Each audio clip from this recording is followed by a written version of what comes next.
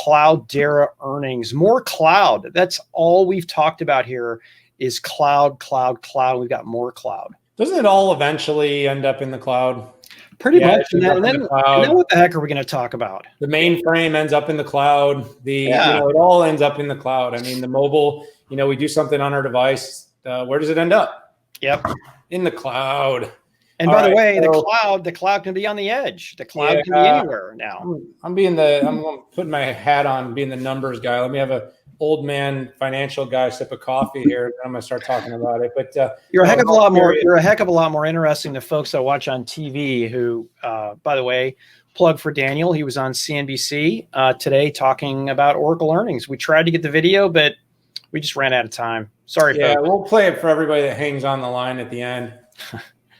But anyways, if you're listening and you didn't see my face, you'll know I was joking. So Cloudera also had earnings yesterday, and Cloudera's, it's quieter. It doesn't always draw the same media attention, but it is a really important company. Those of you familiar with Hadoop, Cloudera and Hortonworks, two of the originals, really all about prem-based big data workloads and open source. And they're, like everyone else, in the process of taking all that data and migrating it through hybrid integrations and infrastructure to clouds like AWS and Azure. Company did well, showed a growth of its subscription revenue of about 14% to 207 million, and had about 226 million overall, about 7% growth. So in the big data space and in the size category, the growth numbers were good, not great. Like nobody's going to jump for 7 to 17%, but it's an encouraging amount of growth for this company. Now, a couple of things that I really have been paying attention to have been, one is this company, and I talked about this with like Splunk a few weeks ago, paying attention to the ARR. So this is going from a perpetual type of licensing and workload size agreements to now going to subscriptions.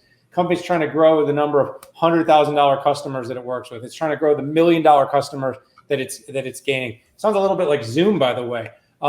It's seeing double-digit growth year over year on its annualized recurring. It's seeing a double-digit percentage of customers moving from legacy Cloudera to its new CDP, which is the Cloudera data platform, not customer data platform, because we just like to keep everybody confused. You saw increases in margin. You saw, by the way, a company doing its own buybacks. It's seeing that its CDP database is now integrating cleanly with Amazon Web and Azure, which is super important. And you're even seeing the company partnering with the likes of NVIDIA to do process acceleration on large open source data workloads. So that was a couple of the things that happened in the quarter.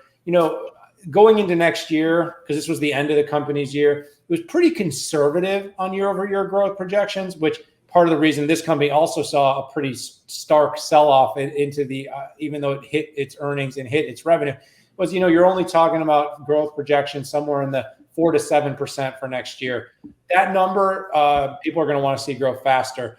For the only reason is that they're in an area where every major hyperscale cloud player is building solutions to try to either augment or displace. That's the reality. Cloudera, for a long time, from an open source standpoint, along with Hortonworks, had a marketable advantage. It was doing something others didn't do. It had, it was based on Hadoop, which was, sort of a standard, but you're seeing new languages, you're seeing new database solutions, you're seeing everything from Google BigQuery to Redshift to Synapse and Azure. The big cloud players are competing, Pat. And then, this is going to be Cloudera's challenges if you want to be able to compete. And then, of course, you've got the snowflakes, and you've got the companies coming up on pure SaaS and cloud that are doing competitive data, platforms. So overall, it was good. It was good. And, I've been encouraged. The leadership team over there, Bob Pearden, is a very passionate guy. He's got a great, successful track record.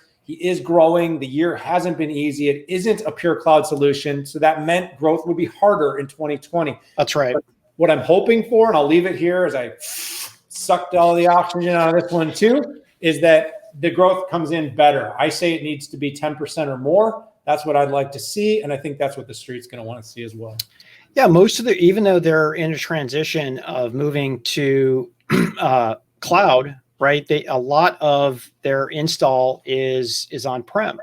And like you said, on-prem software solutions had a really difficult time. But I was really happy to see that 15% of their customer base has gone to CDP. And the core value proposition with the company, I think, is really good.